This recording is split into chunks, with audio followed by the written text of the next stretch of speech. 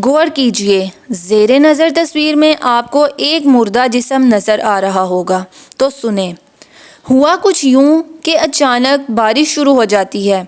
घर वाले और रिश्तेदार वगैरह इस मुर्दा जिस्म यानी मैयत को प्लास्टिक में ढांप देते हैं और तमाम लोग खुद कमरों वगैरह में पनाह ले लेते हैं। प्यारे मानी साथियों, ये मेरी और आपकी कहानी है।